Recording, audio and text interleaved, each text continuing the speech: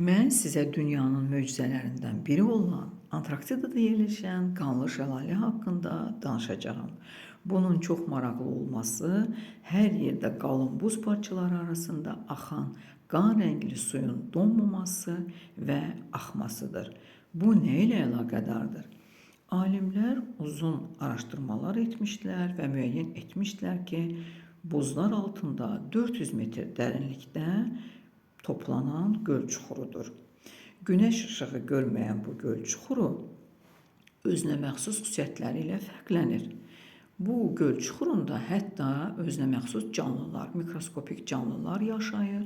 Bu canlılar günəş işığı görməyən canlılardır və suyun tərkibində olan dəmir oksidi ilə qidalanırlar. Əvvəllər alimlər bu suyun qırmızı rəngdə olmasını dəniz yosunları ilə əlaqələndirmişdilər. Sonradan müəyyən olmuşdur ki, bu suda dəmir oksidi var və dəmir oksidi suya qırmızı rəng verir. Və bu suyun donmaması isə nə ilə bağlıdır?